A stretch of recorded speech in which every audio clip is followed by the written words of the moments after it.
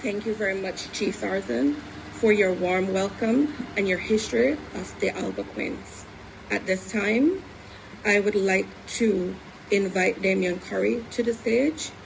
He will be giving remarks on behalf of the indigenous peoples from the Caribbean. Damon Gerard Curry is a multifaceted leader, serving as the faith keeper and hereditary clan chief of the Eagle clan of the Lokono-Arawaks of Barbados and Guyana. He is a committed environmental entrepreneur, funding First Nations investments to promote sustainable development among indigenous companies. Curry, dedicated to indigenous rights, is notable through his long-term involvement with the Organizations of American States. From 2000 to 2016, he was a member of the Indigenous Working Group on the Draft American Declaration of the Rights of Indigenous Peoples, contributing significantly to the document that was formally adopted by the OAS General Assembly in 2016. Since 2007, he has been an active participant in the United Nations Permanent Forum on Indigenous Issues, advocating for the rights and recognition of indigenous peoples on a global stage.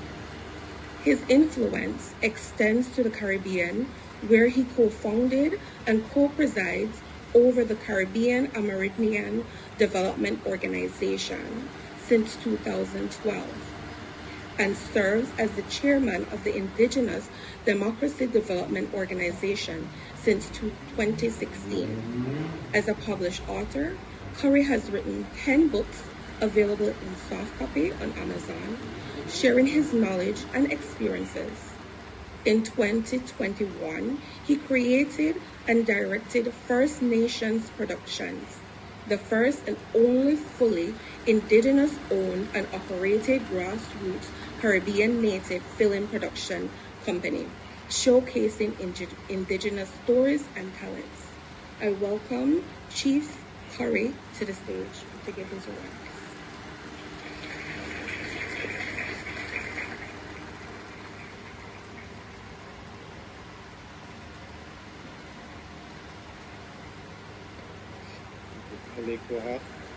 Glad to see so many beautiful people in this place. Nota bene, I'm reading this on behalf of Brother Chief Ricardo Barath in Trinidad of the Caribbean Organization of Indigenous Peoples. Sata Morocco, Mabrika Mabrika. I greet you in one of the indigenous languages of our ancestors and give thanks for the blessings of the Great Spirit. It is just 1 year ago that the Caribbean Development Bank made us aware of its Indigenous Peoples Initiative.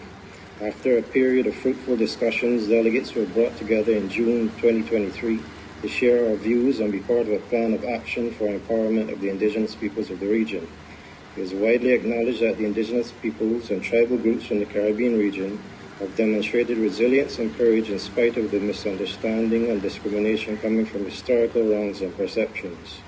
It is important to note that the Caribbean Organization of Indigenous Peoples was formed in August of 1987 with the aim, among other things, to provide a forum for discussion and collective agreement among members towards promoting the cultural and economic welfare of our communities.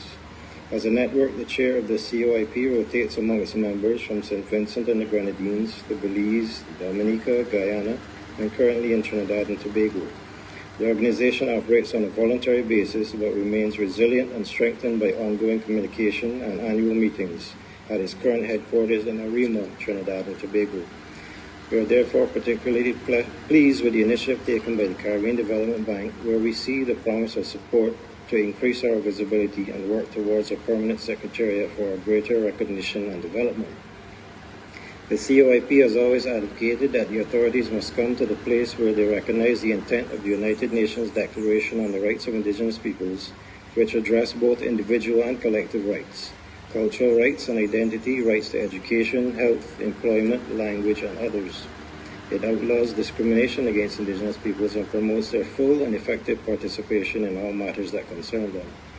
The Declaration does not make any group better than the other, but recognizes the unique and inherent rights of the Indigenous peoples.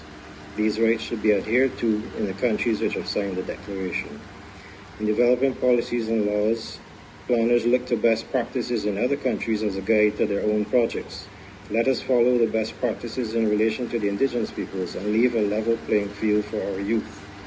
However, as advanced by Professor Marie-Bill Antoine in the 2022 celebration of the International Day of the World's Indigenous Peoples in Trinidad and Tobago, there is also the continuing struggle against the threat of extinction, perhaps not physically, but the loss of identity and culture as traditional knowledge is forgotten.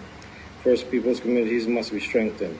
Preserving culture, traditional knowledge, including language and unique practices, and preserving the environment that supports livelihoods and provides the gateway for this goal. The CDB has remained true to its commitments and has emerged as a champion of our cause. We are here together again in Ottawa to further our plans. Thank you, Louis. I thank you.